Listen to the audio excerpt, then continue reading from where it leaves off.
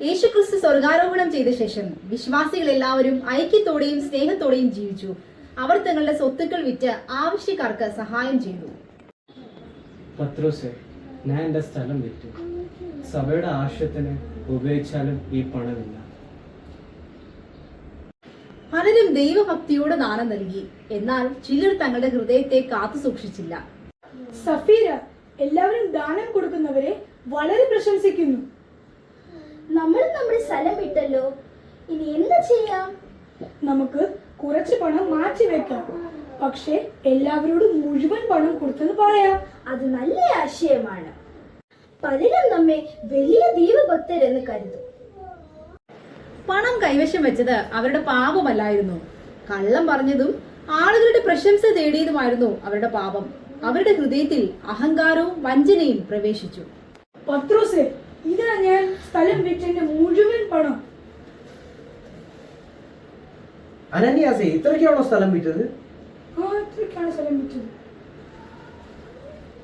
അനന്യാസേ, പരിശുദ്ധാത്മാവിനോട് വ്യാജം കാണിപ്പാനും നിലത്തിന്റെ കുറെ കൈവശം വെപ്പാനും സാത്താൻ നിന്റെ ഹൃദയത്തിൽ തോന്നിപ്പിച്ചതെന്ത്? വിൽക്കുന്നതിന് മുമ്പേ നിന്റെ കൈവശമല്ലായിരുന്നു, വിറ്റ ശേഷവും നിന്റെ കൈവശമല്ലായിരുന്നോ? മനുഷ്യരോടല്ല, ദൈവത്തോടത്ര നീ വ്യാജം കാണിച്ചത്. അയ്യോ അനന്യാസേ, എന്തോ പറ്റി നിന്നെ? അയ്യോ, എന്തോ സംഭവിച്ചു ഇവിടെ? ഇത് കേട്ട് എല്ലാവർക്കും വലിയ ഭയമുണ്ടായി. സഫീറെ, നിങ്ങൾ ഇത്രയ്ക്കാണോ നിലം വിറ്റത്? അതെ, ഞങ്ങൾ ഇത്രയ്ക്ക് തന്നെയാണ് നിലം വിറ്റത്. കർത്താവിന്റെ ആത്മാവിനെ പരീക്ഷിപ്പാൻ നിങ്ങൾ തമ്മിൽ ഒത്തതെന്ത്? നിന്റെ ഭർത്താവിനെ കുഴിച്ചിട്ടവരുടെ കാലുകൾ വാതിൽക്കൽ നിൽക്കുന്നു, അവർ നിന്നെയും കൊണ്ടുപോകും.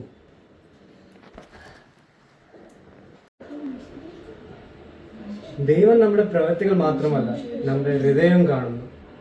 അനന്യാസും സഫീരയും പുറമെ നല്ലവരായി തോന്നി. എന്നാൽ അവരുടെ ഹൃദയം ദൈവസന്നിധിയിൽ ശരിയായിരുന്നില്ല. ദൈവം നമ്മിൽ നിന്ന് ആഗ്രഹിക്കുന്നത് ആത്മാർത്ഥതയും സത്യസന്ധതയും വിശ്വസ്തതയുമുള്ള ഒരു ഹൃദയത്തെയാണ്. അഹങ്കാരം, കള്ളം, വഞ്ചന എന്നെ ഹൃദയത്തെ സൂക്ഷിക്കുക. മനുഷ്യന്റെ പ്രശംസ തേടാതിരിക്കണം. ദൈവത്തെ പ്രസാദിപ്പിക്കാനാണ് നമ്മൾ ശ്രമിക്കേണ്ടത്. Proverbs chapter 4 verse 23 says, Above all else, guard your heart, for everything you do flows from it.